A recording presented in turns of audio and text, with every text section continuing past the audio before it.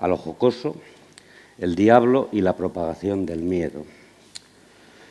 Bueno, dado que el diablo es literalmente impresentable, voy a presentar a su representante en esta sala hoy, María Jesús Zamora. Es un placer presentar a una investigadora exitosa y tenaz, profesora de literatura española en la Universidad Autónoma de Madrid.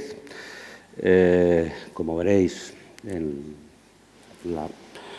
al hacer referencia a algunas de sus obras, ha trabajado magníficamente desde la perspectiva, normalmente, del siglo de oro, que es el siglo de oro español, que es su ámbito más importante, como veréis también, entre otros, de investigación, cuestiones muy relacionadas precisamente con el tema de este encuentro, el mal, en algunas de sus manifestaciones, expresiones y personificaciones. Entre los libros, muchos de los que es autora y editora, cito, si queréis, empezando por los que hacen referencia a nuestro tema, Artes Maleficorum, Brujas, Magos y Demonios en el siglo de oro, Espejo de Brujas, Mujeres transgresoras a través de la historia, Mulieres Inquisitiones, la mujer frente a la Inquisición en España, Mujeres quebradas, la Inquisición y su violencia hacia la heterodoxia Nueva España, Mujer e Inquisición en las letras áureas. Bueno, he trabajado sobre un poeta que para mí es entrañable y que ha visitado esta sala en más de una ocasión, Antonio Gamoneda, autora de un libro, Un alarido entre cristales, ensayos y lecturas sobre Antonio Gamoneda, Brujas en el cine, y tiene un tema de investigación fascinante al que ha dedicado 2 libros, uno de los cuales conozco y me parece una maravilla, Japón y España, acercamientos y desencuentros, siglo XVI y XVII, cruces y áncoras, la influencia de Japón y España en un siglo de oro global. Inglés. Ha editado también un libro, Woman, Witchcraft and the Inquisition in Spain and the New World. María Jesús, un placer. Muchas gracias. Antes de nada, quisiera dar las gracias, obviamente, al profesor Pachi Lanceros por su amable invitación.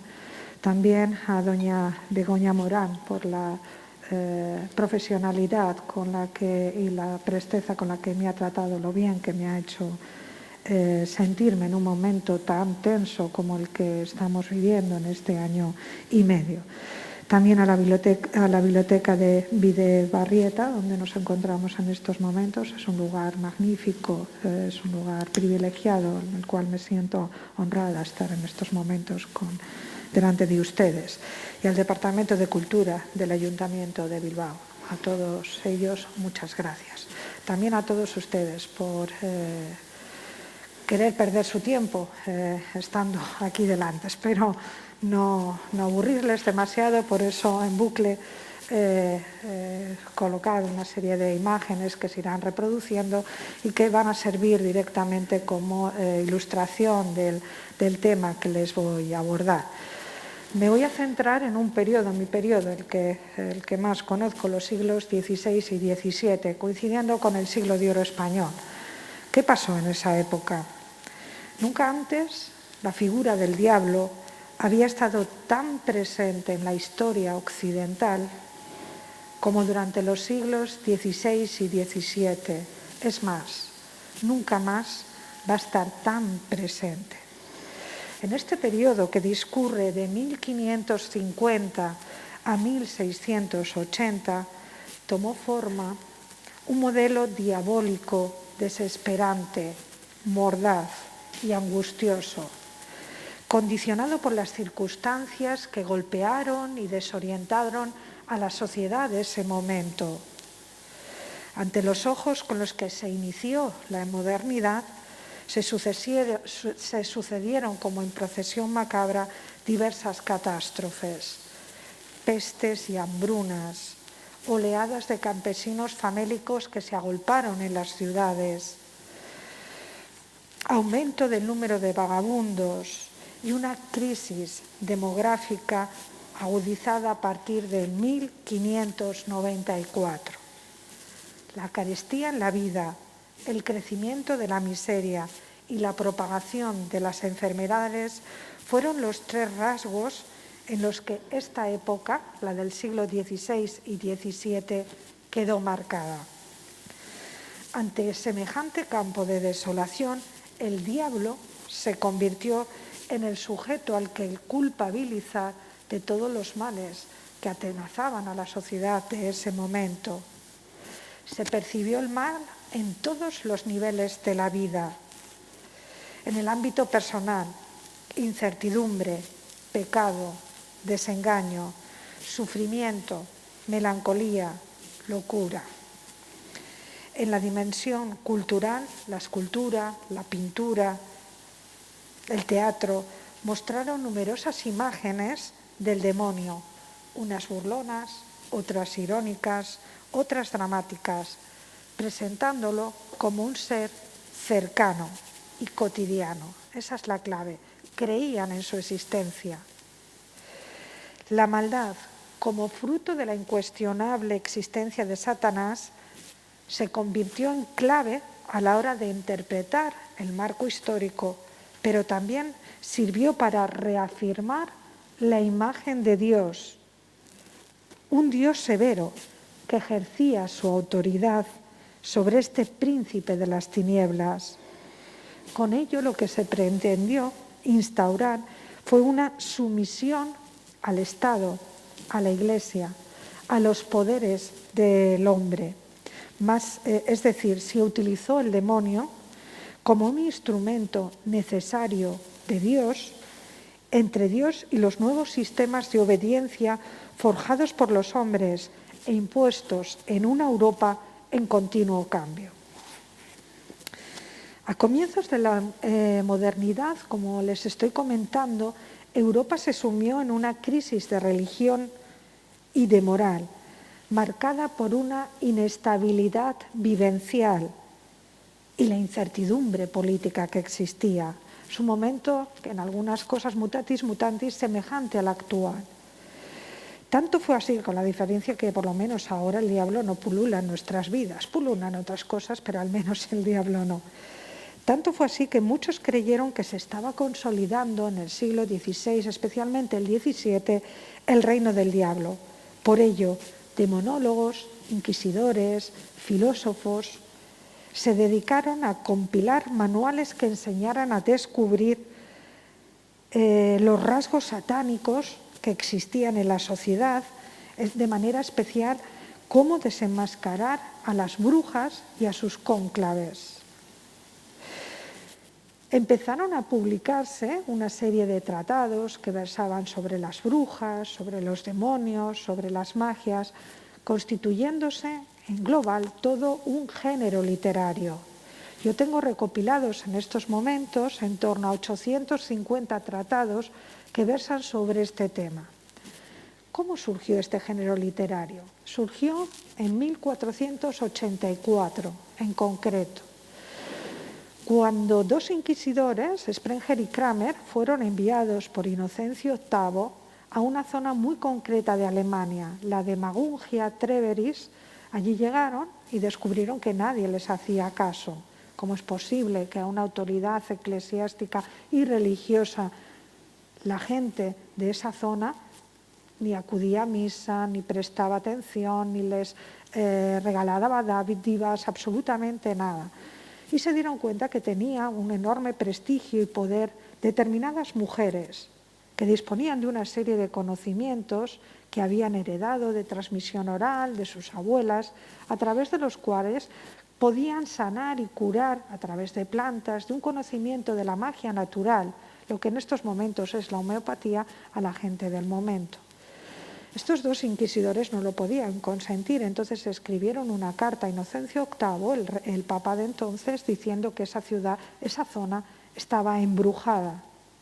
Ante esta circunstancia, lo que realizó Inocencio VIII fue firmarles una bula, la Summis Desiderantes Affectivus, que les dejaba carta libre para que ellos pudieran ejercer su autoridad para erradicar el fenómeno de la brujería que en teoría existía en ese momento.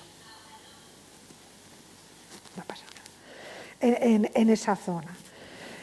Con ello comenzaron una gran represión y una gran batida, especialmente contra determinadas mujeres, personas que tenían una serie de prácticas supersticiosas, que creían en la magia natural, que creían en la adivinación, que creían en un mundo de supersticiones.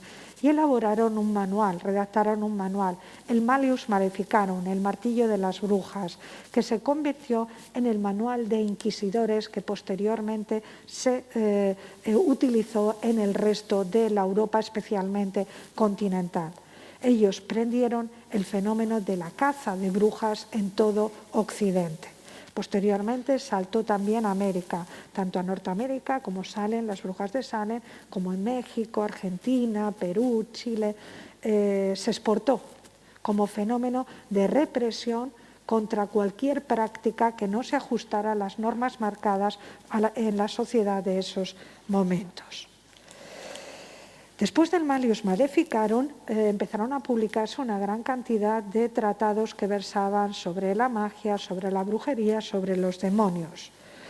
Un partidario de las tesis vertidas por en el Malleus Maleficarum es Silvestre Mazzoli, más conocido como Prieratis, y autor de De Strigimagarum Demonunque Mirandis Libri 3. 3 libros sobre las brujas, demonologías y artes adivinatorias. En este libro lo que hizo Prieratis es seguir a pies juntillas los postulados marcados por Sprenger y Kramer. Les comento, el Malleus Maleficarum está traducido prácticamente a casi todos los idiomas occidentales y se encuentran en estos, por ejemplo, en la editorial Maxtor, incluso de forma gratuita en en Internet Archive. Ustedes se lo pueden descargar, está en español y así se familiarizan un poco con la gran represión en torno al fenómeno de la brujería a finales del siglo XV, principios del siglo XVI. Otro de los grandes inquisidores y tratadistas europeos fue Paulo Grisando. Fue uno de los grandes inquisidores, sobre todo su acción se ejerció en la zona de Milán, entre 1525 y 1534, y es el autor de otro de los grandes tratados, Tratatus de Hereticis Exortilegis Omnifariam Coito. Baudin, en el caso francés, fue uno de los grandes represores del fenómeno de la brujería, especialmente también en la zona del País Vasco francés. Ejerció una gran persecución en torno a cualquier fenómeno que se saliera de la pauta marcada. Pedro Ginsberg, de Confessionibus Maleficarum et Sagarum, a él lo que le interesó a Ginsberg fue el diagnóstico judicial de los fenómenos relacionados con brujas. Creo que se ha apagado, ¿verdad? No, ahora soy.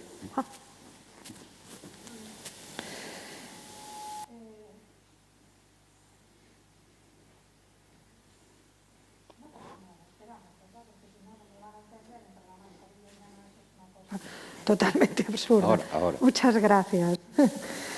Desde un punto de vista...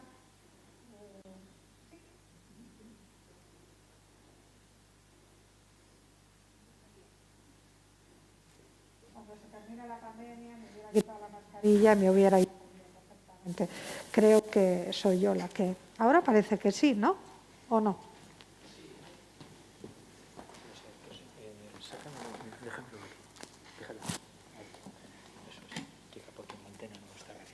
Ok, perfecto. Es la brujería, no es otra cosa, ¿eh? No os preocupéis, todo suele pasar. No pasa nada. Como os comentaba, lo que Pedro Ginsberg sobre todo se centró en los diagnósticos judiciales de los fenómenos relacionados con brujas y el modo que tenían los inquisidores de confirmar que una persona, hombre o mujer, era brujo o bruja. Sobre todo realizó un gran desarrollo de los stigmata o sigillum diaboli, las marcas del diablo. ¿Cuáles eran esas marcas?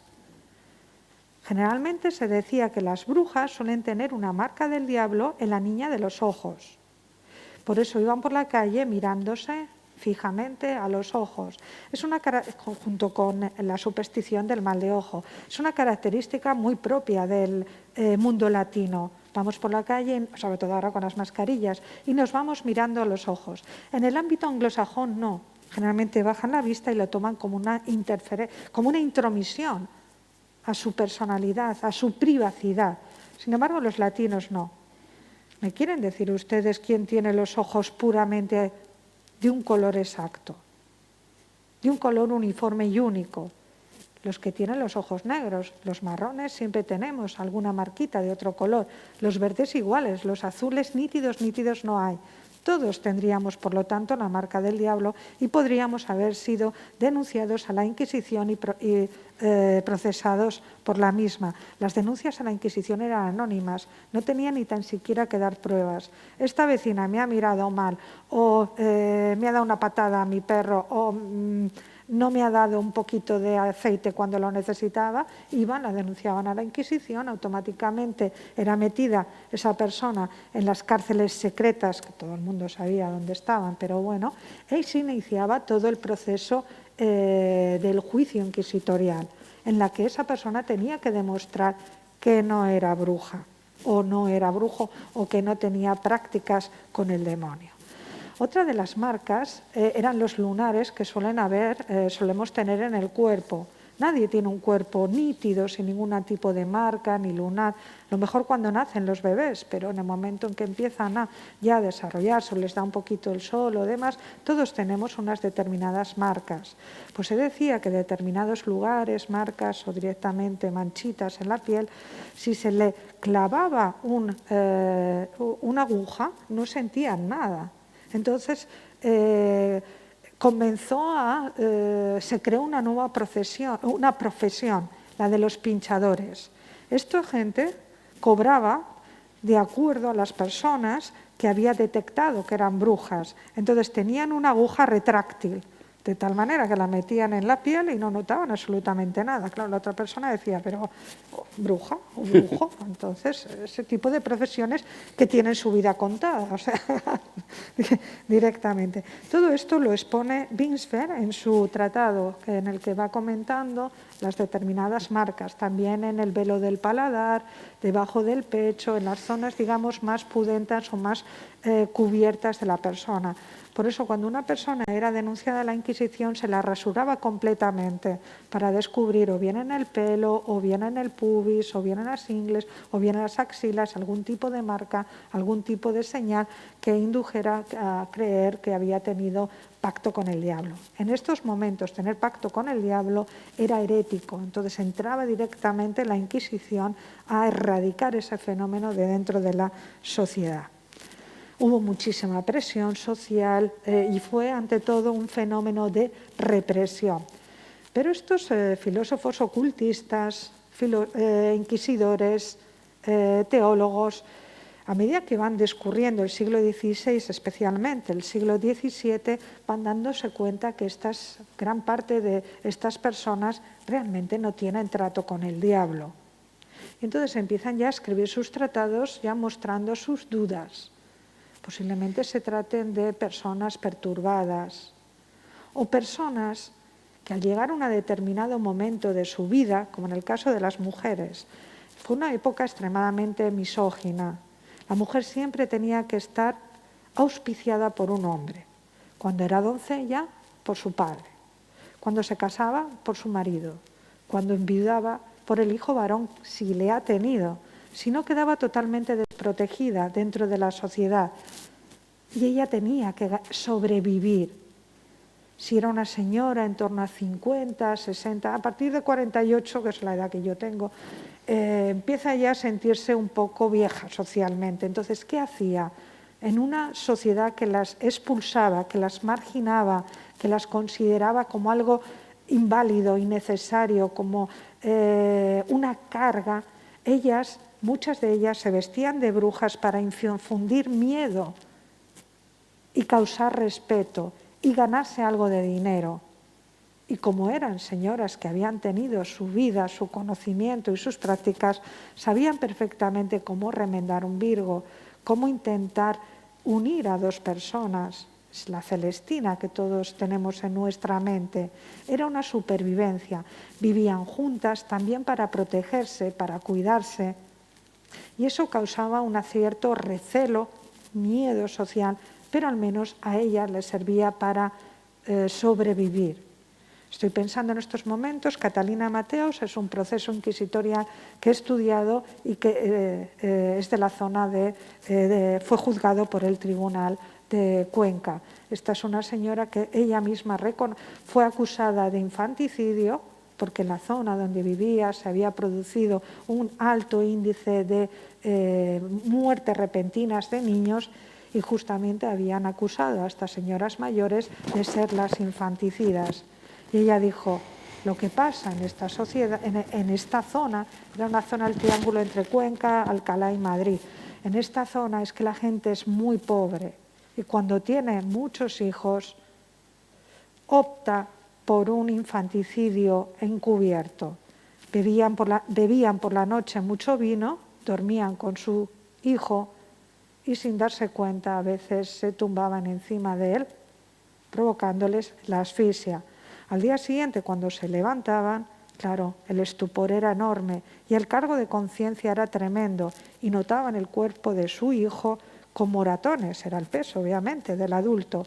Entonces acusaban de la muerte de su hijo a una determinada mujer mayor. En este caso, en esta zona, era Catalina Mateos, que era viuda, cumplía todos los requisitos.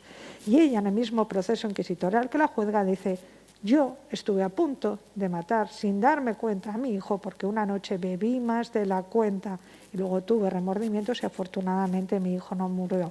Era una práctica de control social reconocida un poco por la Iglesia, en el sentido de que los padres iban a confesarse que a lo mejor por su desatino habían cometido esa falta y entonces el cura los perdonaba y decían, bueno, no, habrá sido el demonio, tú tranquilo, no te preocupes, tú nunca has sido culpable de esto. Pero una práctica, digamos, bastante generalizada, al menos en esa zona, ¿de acuerdo? La zona de las dos Castillas, en esta zona no os preocupéis, la zona vasca es diferente, la brujería vasca es diferente, pero en la zona de Castilla, sobre todo en la primera mitad del siglo XVII fue un fenómeno de control social. ¿Qué pasó en España? ¿Se escribieron tratados sobre esta temática? Sí, además fuimos uno de los punteros.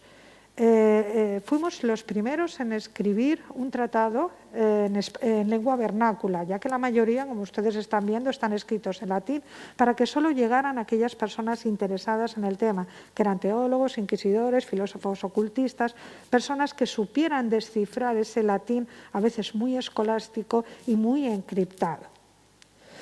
Sin embargo, en España, Martín de Castañeda dice, voy a escribir un tratado más breve en castellano para que llegue a toda la sociedad y de esa manera erradicar poco a poco las supersticiones que pululan por todas las zonas de España, especialmente en la zona de Salamanca, que es donde fue publicado. Escribe el Tratado de las Supersticiones y Hechicerías y de la posibilidad y remedio de ello. En este tratado habla mucho del diablo y lo toma como un ser activo, físico, que intervenía cotidianamente en el devenir de los humanos. Esta postura le llevó a aceptar la capacidad del demonio para fingir diversas figuras, especialmente de los íncubos y de los súcubos. Es decir, tomaba la apariencia de un hombre bello, joven, atlético, el príncipe, como un príncipe, es el caso de los íncubos, o como una mujer seductora y bella, el caso de los súcubos. Un año después, Pedro Ciruelo, en 1530, publica su reprobación de las supersticiones y hechicerías, en el que da una finalidad muy instructiva a este tratado, en el que se centra en el estudio de 4 pilares claves: nigromancia, adivinación, ensalmo y hechicería. Otro de los grandes tratadistas, de los grandes demonólogos a nivel europeo es Martín del Río. Él fue el autor del Disquisitionum Magicarum Libris Sex, 6 libros sobre disquisiciones mágicas. En concreto, el libro segundo versa sobre el demonio. Es el único libro que está traducido en Hiperión por Jesús Moya. Es un libro realmente fantástico, en el que descubre todo el mundo de los aquelarres, de las brujas, de los demonios, la tipología de demonios, etc. Tanto es así que la Inquisición dice: este hombre parece saber mucho, a ver si es uno de ellos. E incluye este libro después de su muerte, 30 años después de su muerte, dentro del índice de libros prohibidos. Fue un libro muy conocido, muy seguido, muy leído en toda la Europa occidental. Y yo he tenido la oportunidad de visitar bibliotecas de fondo antiguo en América y encontrar ejemplares incluso mejor cuidados que los que se encuentran en las bibliotecas europeas, ya que no están marcados ni por censuras, ni por tachaduras, ni por rasgaduras, etc. Entonces se conservan, especialmente los mexicanos, los que en las bibliotecas de Puebla, la Benemérita, etcétera, se conservan de una forma como prácticamente acababan de salir de la imprenta. Eso es lo que le pasó a Martín del Río. Tiene muchísima autoridad, tiene muchísima cultura. Él cita, por ejemplo, a más de 1000 autores. Una persona, un jesuita muy culto. 1000 autores. Todos estos tratadistas tenían que basarse en las opiniones, en los comentarios, en los libros, en las teorías que la gente que les ha antecedido han escrito sobre el tema, y mostraban su erudición y mostraban su gran capacidad intelectual cuanto mayor número de personas citaran. Entonces, él al final de sus tratados tiene una recopilación de todos los autores y todas las obras que ha utilizado para escribir su libro. Gaspar Navarro, con su Tribunal de Superstición Ladina, también es otro de los grandes autores sobre este tema. En concreto, en este tratado lo que intenta es poner fin al daño que las creencias profanas están causando entre sus contemporáneos, entre la gente del pueblo. Por eso lo escribe en castellano, para que sea más legible. Tengan ustedes en cuenta que en el siglo XVI, especialmente en el XVII, prácticamente el 90% de la población era analfabeta. Entonces, ¿por qué eran tan cultos? Porque por la noche, por la tarde, en el momento que ya se terminaba la jornada laboral, en torno a las corralas, una persona que sí sabía leer se ponía a leer a todos los vecinos. Y eran diferentes tipos de libros, tanto de novelas como de teatro. Bueno, de teatro era más bien representado. Poemas, cuentos, sucesos, el periodismo amarillo, cotilleos y también temas vinculados con el diablo, con las brujas, con los procesos inquisitoriales, con los procesos de fe, porque llamaban la atención y causaban expectación dentro de la sociedad.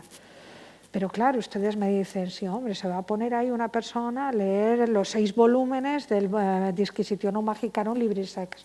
No, estas teorías se difundían en la sociedad a través de misceláneas, pequeñas antologías, que eran muy leídas y muy difundidas por la sociedad del momento y que calaron también en la literatura. De tal manera que si ustedes leen a Cervantes, a Góngora, a María de Zayas, ven pulular a lo largo de sus escritos brujas como la Montiela, la Camacha, diablos de diversa tipología. Recordamos el diablo cojuelo directamente. Todos estos elementos mágicos, misteriosos, supersticiosos, atraían mucho a la gente y lo hacían los literatos como para seguir un motivo de moda y también para, en el caso de María de Zayas, que es la persona en la que me voy a centrar durante el cuarto de hora, últimos 20 minutos, para mostraros un caso práctico. Lo hacían también para ridiculizar una figura, tomarla como ficción y no como un ente real. Ellos creían que el diablo estaba con nosotros. O sea, que prácticamente el que está sentado, ahora no con la pandemia, ahora afortunadamente tenemos nuestro espacio de protección y demás, pero si no, el que estaba sentado podía ser el diablo. Entonces había que observarle perfectamente, pues acaso las patas las tenía más peludas de lo demás, o sea, etcétera. O sea, entonces había que tener mucho cuidado con ello. Me centro entonces en María de Zayas. María de Zayas. ¿Quién es María de Zayas? María de Zayas es una de las grandes escritoras del siglo de oro. Y alguno de ustedes me puede decir, ya está aquí esta feminista para venderme una mujer y demás. No, es que María de Zayas hay que leerla, porque es maravillosa. Escribió 2 libros, solo 2, Novelas amorosas y ejemplares y Desengaños amorosos. Solo 2. Claro, la extensión es como el que de 500 páginas en estos momentos, publicados por cátedra. Por ejemplo, Alicia Higuera acaba de reeditar Desengaños amorosos. Son 2 obras que yo les aconsejo que lean para divertirse muchísimo, porque están compuestas por pequeñas novelas breves. Prácticamente cada novela se lee en 1 hora. Ahora en un momento de intimidad que tenemos, hay cosas del confinamiento extremo que tenemos que mantener, como las lecturas, la reflexión, el deporte. Bueno, el deporte se quedó allí, en fin, no, en mi caso no, pero en el caso de las lecturas es muy importante. María de Zayas ha despertado mucho la atención en los últimos años al descubrirse, ya se la conocía previamente, al descubrirse como una de las grandes narradoras del siglo de oro que por motivos diversos había quedado metida en un cajón. Sí que existió en 1945 alguna edición de sus obras, pero desde entonces hasta prácticamente finales del pasado siglo se había mantenido en un discreto último plano, ahí perdida de la mano de Dios. Fue una mujer que rompió esquemas del momento. Es cierto que pertenecía a un estamento social alto, que su padre parece ser que fue capitán, que la permitió, era hija única, que la permitió acceder a la lectura. Era alfabeta y sabía también escribir y tenía acceso a una amplia biblioteca. Y ella, en algunos momentos de sus obras, reconoce que es autodidacta, que fue siguiendo a su padre porque era militar, por Nápoles, por Zaragoza, por Madrid. Ella parece que nació en Madrid. Y que sí que se relacionó con los círculos culturales de Madrid, con las academias madrileñas, y que despertó el interés de Lope de Vega, no por ser una mujer agraciada, porque todos decían que era horrorosa y Lope de Vega, una mujer, enseguida le fascinaba, incluso en su momento, cuando era religioso y demás. Pero sí que la respetaba y la llamó la 10ª musa de Madrid y la protegió y la acompañó y la incluyó en determinados círculos, algo que creó obviamente la envidia de Quevedo y Góngora, que en sus escritos y su poesía la ponían hecha como si fuera un demonio directamente, nunca mejor dicho. Pero ella sí que se mantuvo y mantuvo ese respeto. Ella publicó novelas amorosas y ejemplares siguiendo el ejemplo de Cervantes. Y en esas novelas amorosas y ejemplares son muy divertidas porque tratan casos para evitar que las mujeres sean tontas y caigan en los enredos amorosos, tanto de Celestinas como de Don Juanes, como pérdidas de honra, es decir, son casos ejemplares, digamos. En Desengaños amorosos, publicado 10 años después, ella brilla. Es una prosa fascinante, hipnótica, con una construcción de los personajes especialmente femeninos fascinantes. Realiza prácticamente un barrido de todos los estereotipos de la sociedad femenina del momento y muestra a las tontas, a las listas, a las buenas madres, a todo el abanico de posibilidades, siempre con un carácter moralizador para evitar que sean engañadas, y en el caso de que sean engañadas, recuperen su honra por sí mismas. Muchos la toman como feminista, no se puede utilizar ese término en el siglo XVII, es simplemente una mujer muy comprometida con su condición, que luchó a través de la pluma por reivindicar su derecho y su igualdad con respecto al hombre. No se casó nunca y de la noche a la mañana se pierde la pista de ella. No se sabe qué pasó, ni cuándo murió, ni dónde. Entonces eso ha creado ciertas sospechas, tanto es así que hay alguna gran filóloga que yo admiro y respeto que considera que bajo el nombre de María de Zayas hay encubierto un hombre.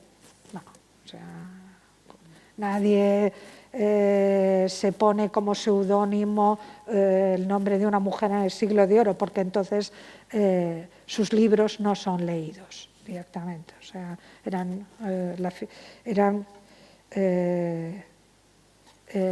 personas de segundo nivel directamente, con la fuerte misoginia.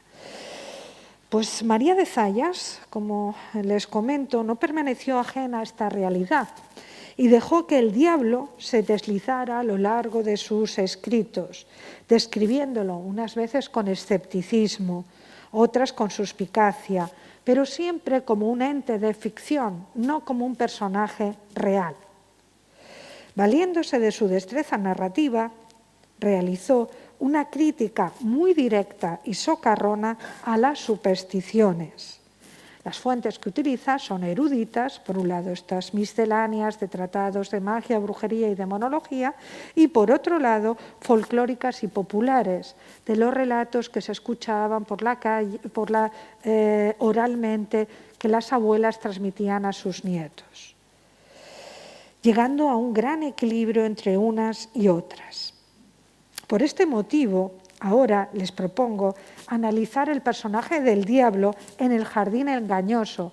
Es la última novela de sus novelas amorosas y ejemplares, donde nos muestra como prototipo al diablo, como un prototipo de tentador, sorpresivo, capaz de conseguir cualquier deseo que un hombre ansíe a cambio de su alma, con un enorme poder y capacidad de persuasión en el que se aunan los rasgos propios de un ser luciferino.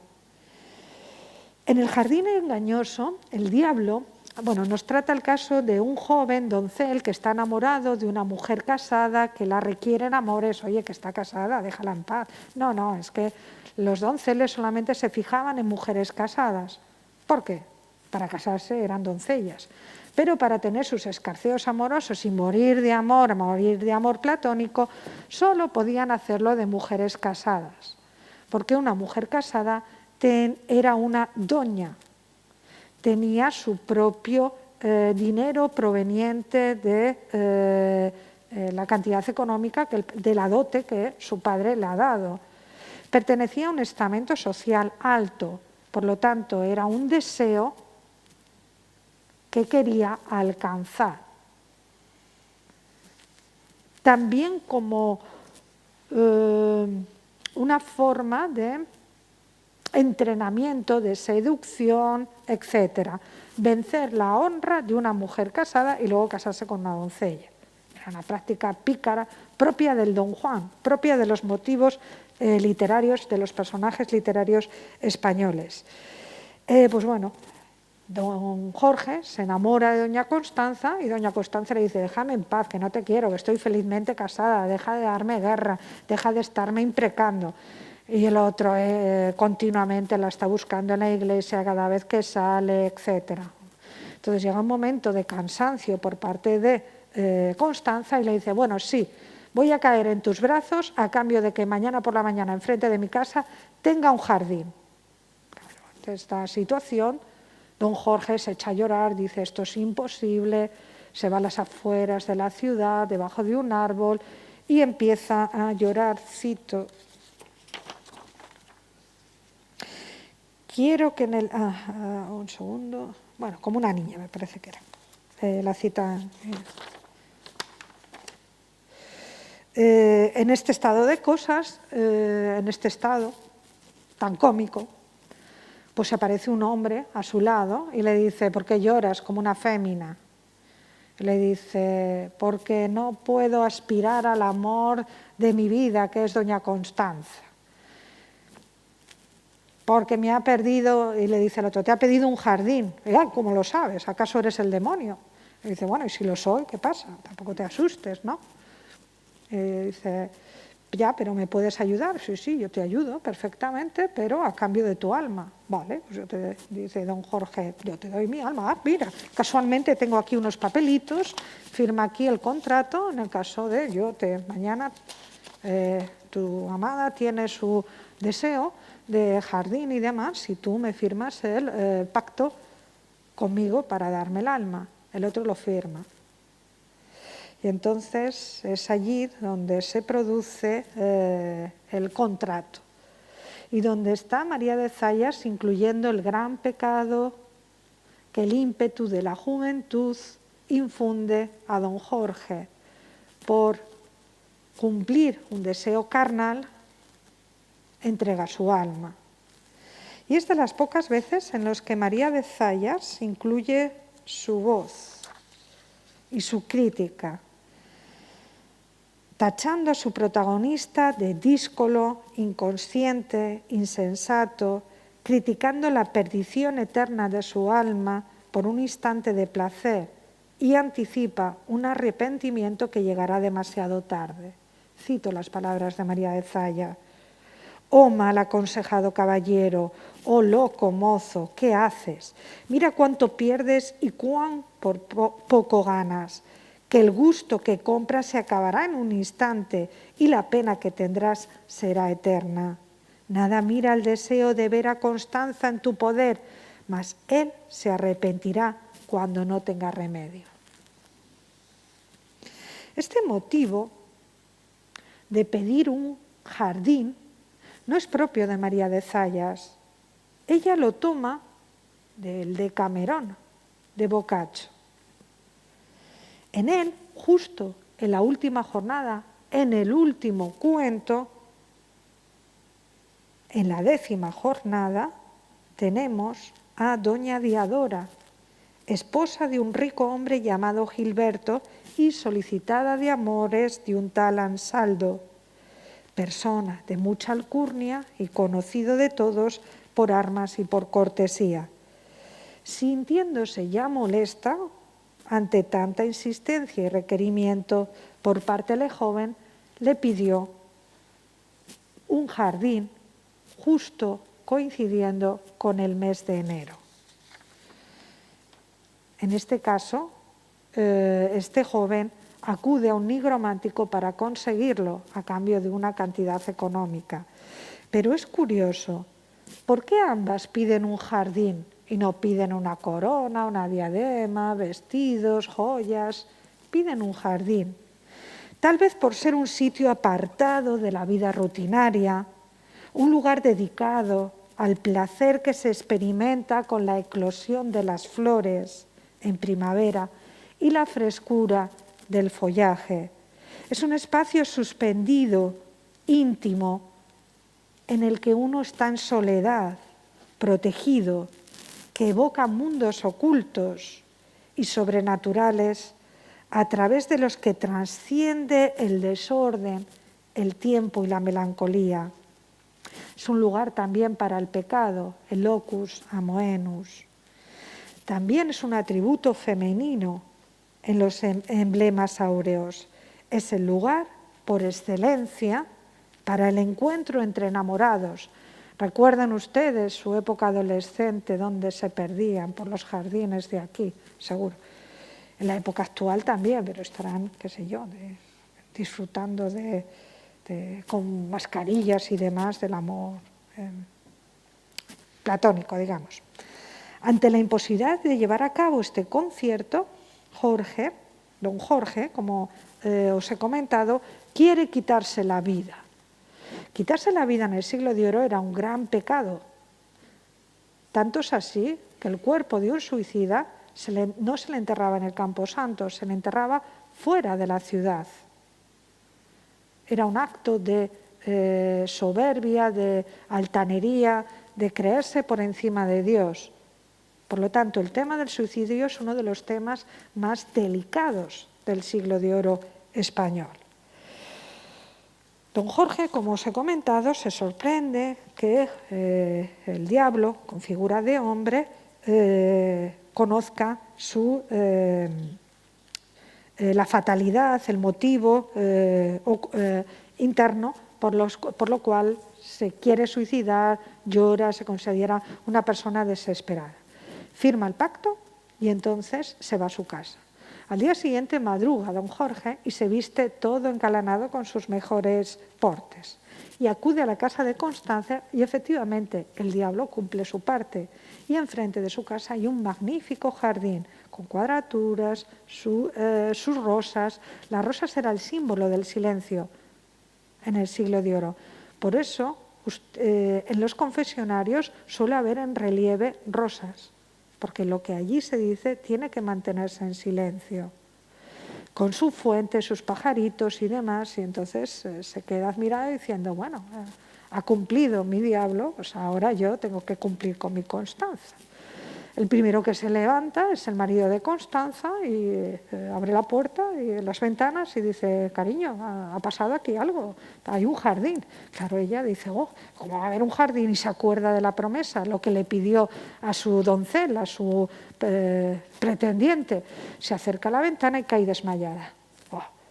Enseguida empiezan a moverse toda la gente de la casa, se piensan que se ha muerto, que ha caído fulminada directamente, y entonces intentan reanimarla. Entonces comienza el caos.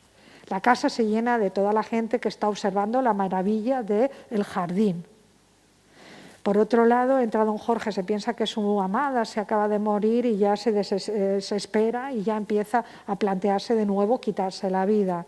Ya ella recupera un poquito la conciencia y entonces ya le confiesa a su marido lo que le había prometido a don Jorge y le pide a su marido que la mate, porque el honor de su palabra tiene que estar por encima del deshonor que le tiene que hacer. En el siglo de oro el honor era sagrado, entonces si me tengo que ir con él, que es mi futuro amante, que se lo he prometido por el jardín, tampoco quiero que mi marido se deshonre, entonces prefiero que mi marido, dice Constancia, que me mate.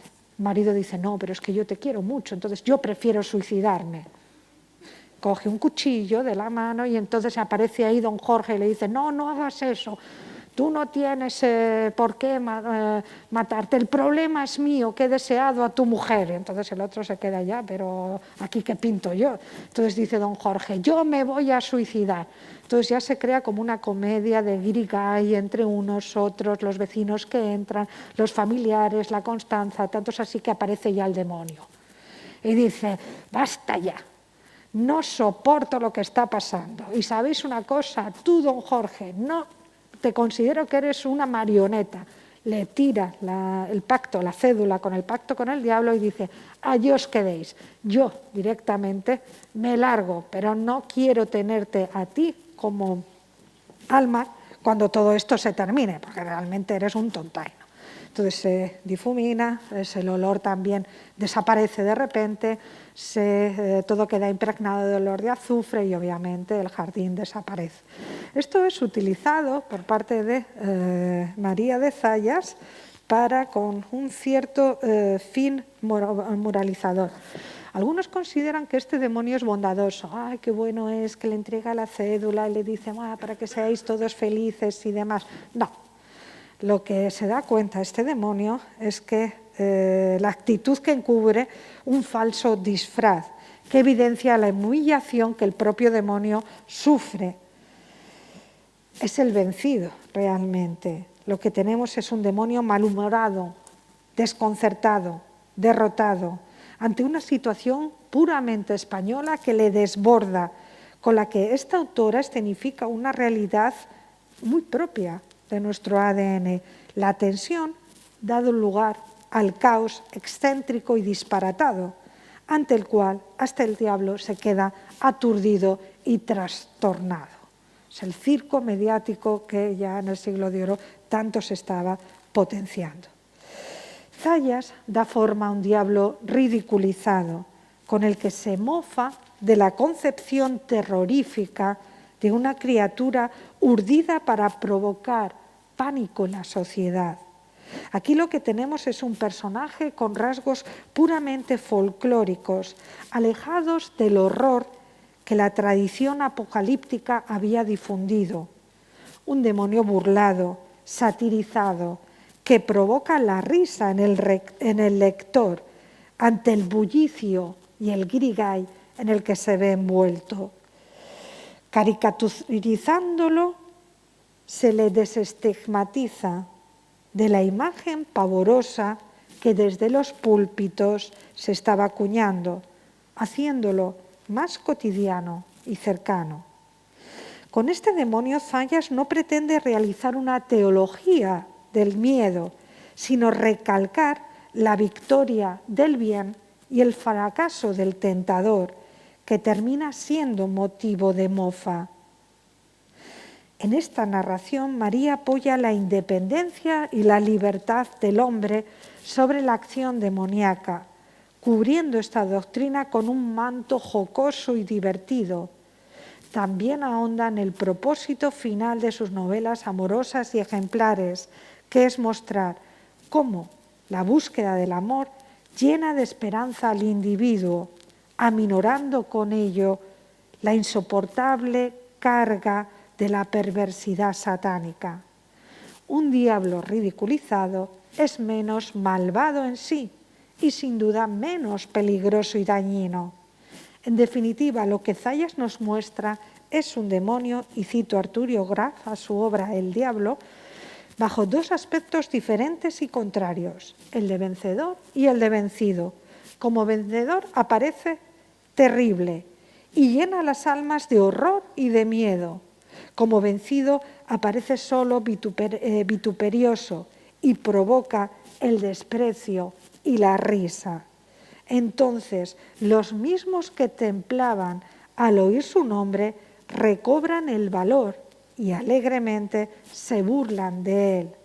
Hay que señalar, además, que Satanás, en el concepto popular, independientemente de las derrotas que sufría con frecuencia, no podía mantener íntegra su terribilidad, sino que debía asumir determinadas circunstancias un carácter más afable y casi, diría, humano.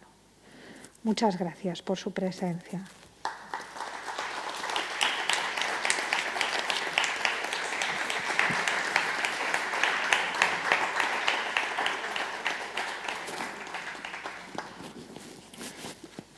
Bueno, muchas gracias, María Jesús, por esta excelente conferencia.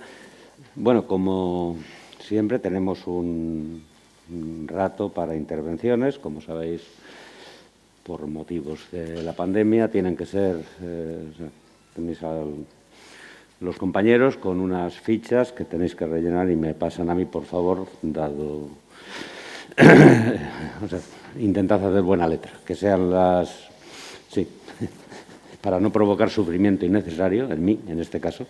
Y, por favor, que las preguntas sean breves.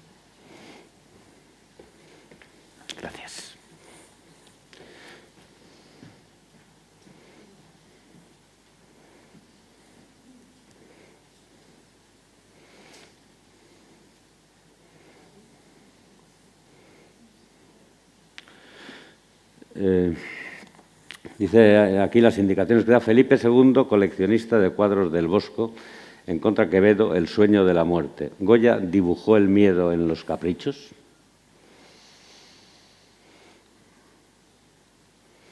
No soy experta en iconografía. Goya lo que hizo fue mojarse de esta tradición tardía. Bueno, esta tradición, a ver, la mentalidad mágica coexistió con la racional durante los siglos XVI y XVII y fue la precursora de la mentalidad mecanicista que tenemos en estos momentos. Cuando España deja de ser el imperio y pasa del centro del imperio y pasa con la Ilustración a ubicarse en Francia, la época de la Ilustración elimina la mentalidad mágica de su pensamiento, quedándonos en la actualidad huérfanos. Sin embargo, en el caso de Goya, sí que sigue esta tradición de pensamiento mágico imperante más en el siglo XVII que en el XVIII, de ahí los dibujos que realiza sobre aquelarres, sobre brujas. Más que reflejar el miedo, refleja una realidad y el miedo que la sociedad tenía a ello. Es como un espejo, magníficamente pintado, eso sí, pero más que reflejar el miedo, bueno, estoy pensando en Saturno, sí, eso es miedo totalmente. Pero más que en las brujas no, lo de las brujas, el aquelarre o todas las los dibujos que tiene y demás, es un espejo de la sociedad supersticiosa que aún dominaba la España del siglo XVIII, pero que ya se estaba erradicando, especialmente a partir de Francia. Tanto es así que en el momento actual es un conocimiento que hemos perdido. No me refiero a la lectura de las manos, de las cartas, ni ese tipo de supersticiones baratas. Sin embargo, el conocimiento, por ejemplo, de la naturaleza, el conocimiento mágico del cosmos, etcétera, tal y como se producía, se enseñaba y se potenciaba en el siglo XVI y XVII. Está totalmente eliminado. Ahora somos racionales, veemos lo que creemos. O que no. Sí, me gustaría añadir que no solo en Los caprichos es cierto lo que dice María Jesús. Goya, bueno, desde una perspectiva muy influida por el romanticismo, pero también por el viejo iluminismo español previo a la Ilustración, refleja la sociedad y fuera de Los caprichos seguramente poco, precisamente en ese pintar la sociedad insegura y en alguno de los momentos culminantes de inseguridad, poca gente ha reflejado el miedo seguramente como Goya en los fusilamientos. O sea, seguramente el rostro del miedo, ¿no?, ante un batallón de fusileros muy pocas veces, y la expresión y el gesto del miedo pocas veces ha quedado tan magníficamente reflejado como en los fusilamientos del 3 de mayo. En el País Vasco, dice, también hubo caza de brujas. Véase la película Aquelarre. Sí, efectivamente, es uno de los grandes focos de brujería. Aquelarre está muy bien reflejada. El fenómeno de la caza de brujas, de la brujería, especialmente en esta zona. En España es las brujas de Zugarramurdi, el proceso inquisitorial de Logroño, donde se las juzgó. El otro foco grande es Galicia, con las meigas, y Andalucía, pero son las hechiceras. Luego en la zona centro, como son este tipo de mujeres celestinescas, mayores, que se adaptan a la sociedad del momento para sobrevivir, pero son los focos. Ángel Gari es experto en la brujería de la zona la zona norte de Huesca, y María Tausier también de la zona de Zugarramurdi en concreto.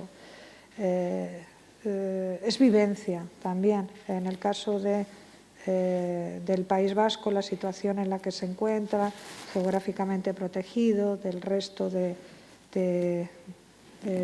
la península, la afinidad también con el País Vasco francés, el hecho de que perduraran una serie de conocimientos, magia natural, por vía femenina.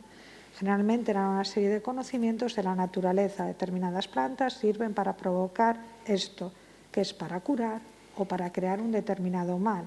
Entonces, esta serie de conocimientos los pasaban las abuelas a las nietas y siempre había una generación que saltaba. ¿Por qué motivo?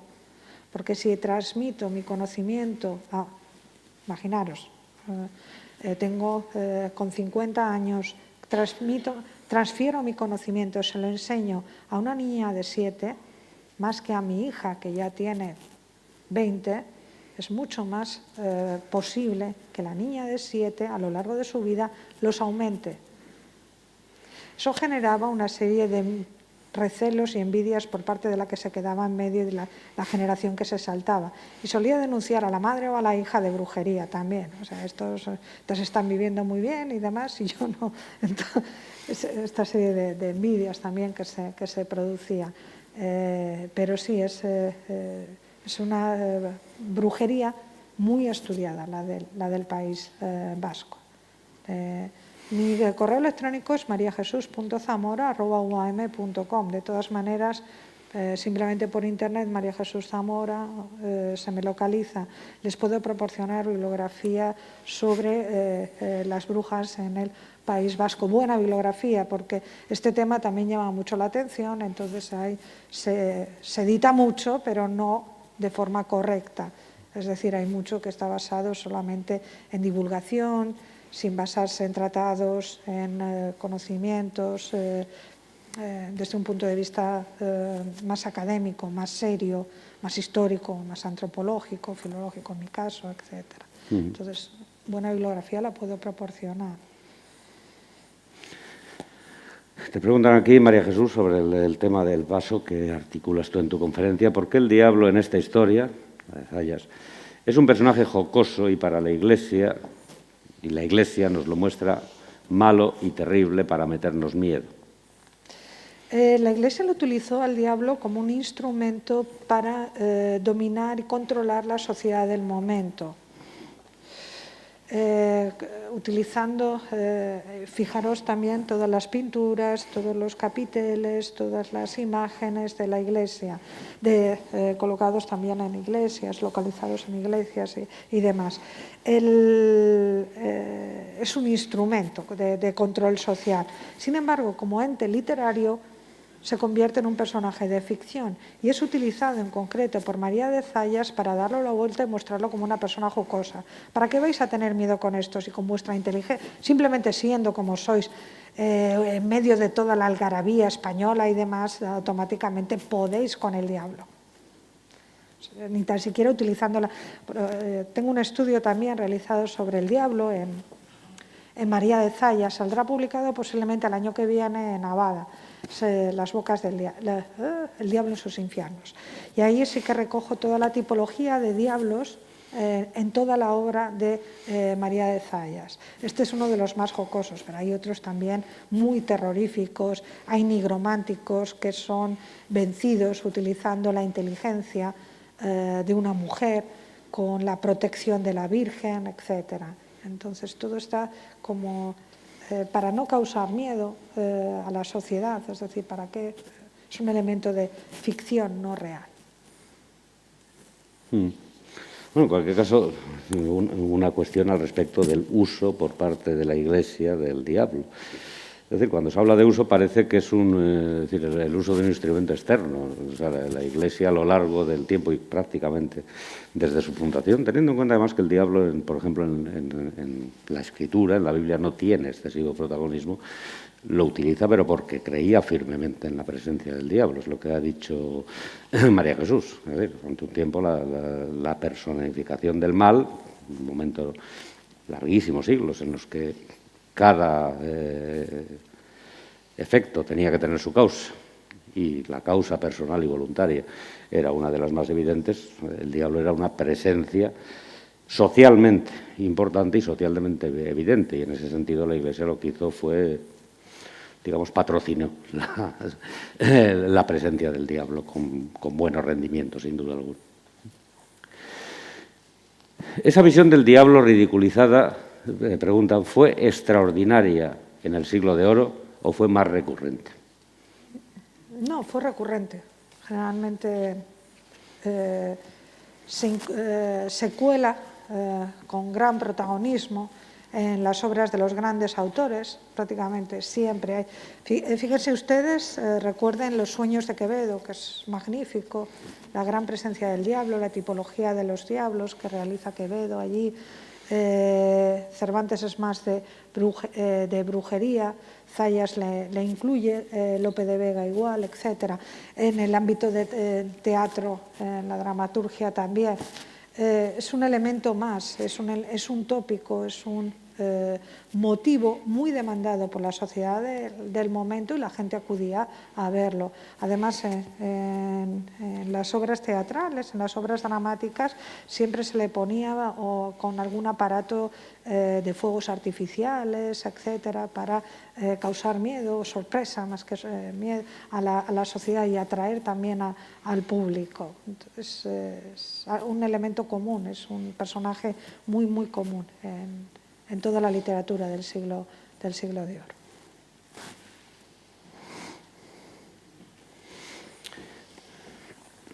Vale, muchas gracias.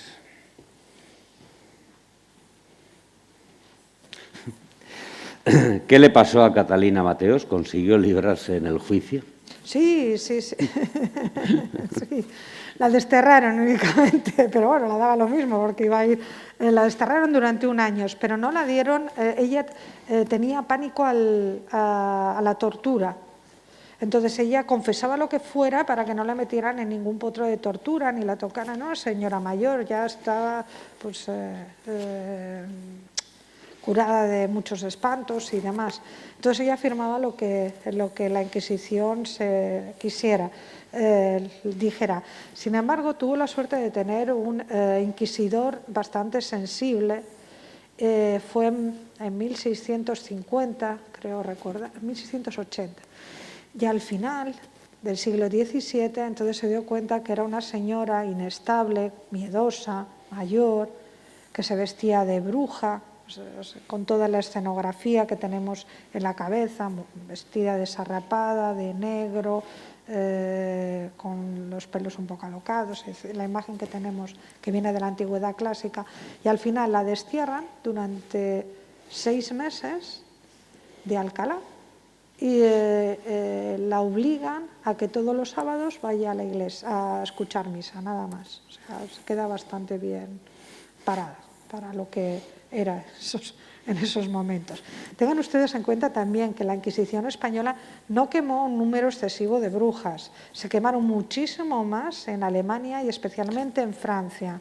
En España los procesos inquisitoriales duraban años, muchos años.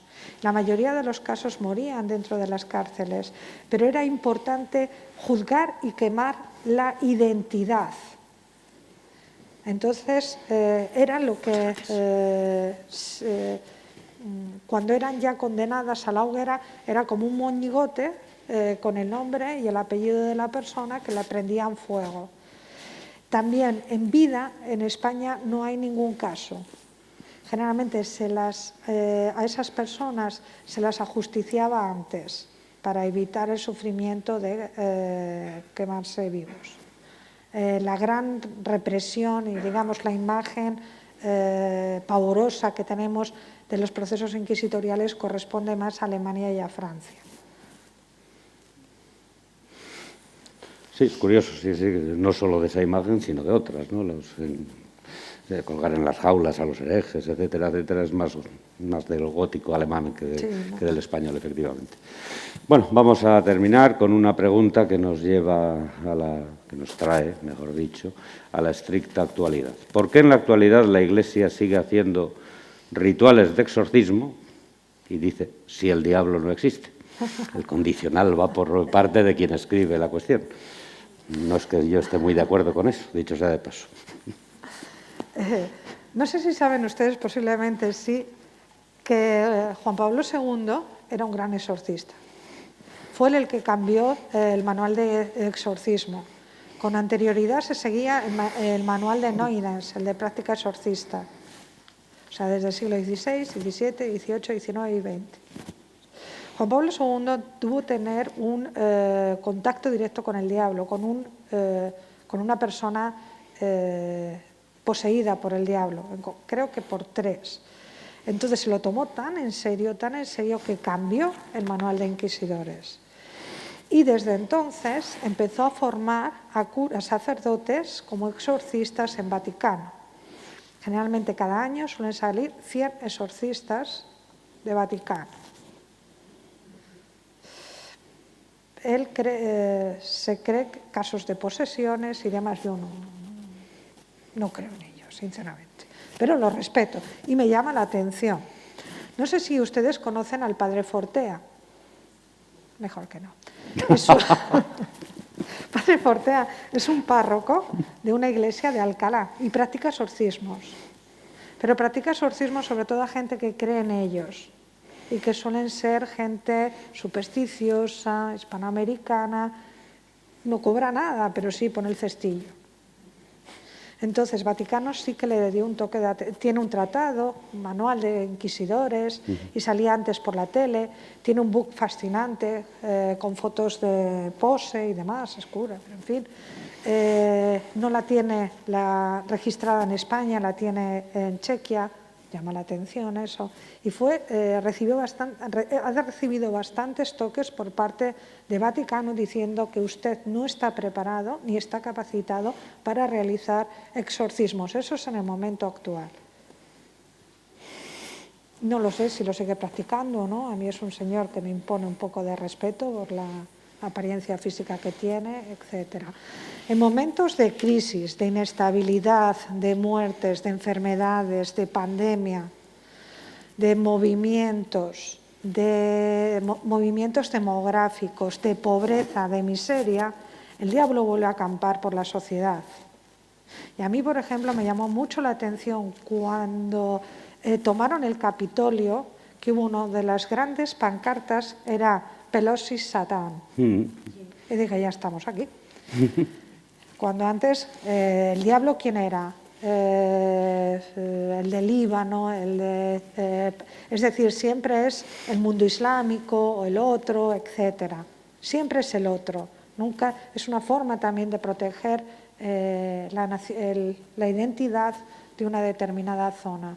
Entonces, yo con la pandemia he estado muy pendiente a ver cuándo salía el diablo a relucir. Salió con lo del Capitolio, pero por lo demás ha estado dentro del estado de shock en el que todos nos hemos sumido, especialmente el año pasado, pero afortunadamente supongo que los negacionistas sí que le han sacado a relucir y demás, pero no me ha llegado de noticias tan apoteósicas como podía ser en el siglo de oro. ¿Pero la creencia en el diablo va menos? No, va más. No, va más, sí.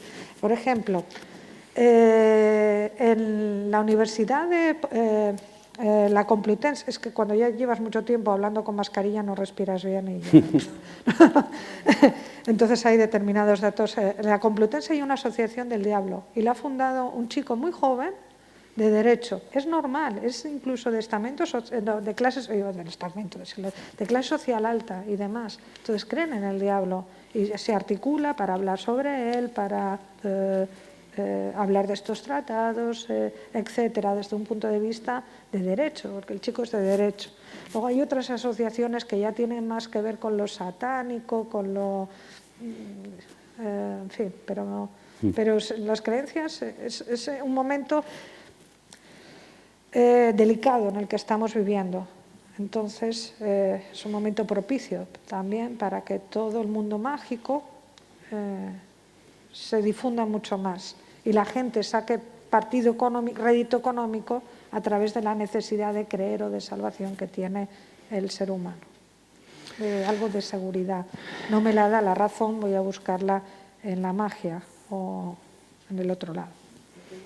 Bueno, vamos a ver. Vamos a ver, las intervenciones se hacen a través del escrito. Ahora, bueno, vamos a terminar. Agradezco mucho a María Jesús su magnífica conferencia. Yo he conocido y me he llevado muy bien con un inquisidor titulado y reconocido. No sé si por el diablo, pero por el Vaticano sí. Sí, yo también he trabajado con Vaticano y no he tenido problemas, la verdad. Bien, quedáis vosotros, quedan ustedes invitados a la cuarta y última conferencia el próximo lunes 31 de mayo con el título El temor y la urbe, que la impartirá Francisco Colom, director de investigación del Instituto de Filosofía del Consejo Superior de Investigaciones Científicas de Madrid. Muchas gracias, María Jesús, y muchísimas gracias a todos vosotros. Quedáis invitados el próximo lunes.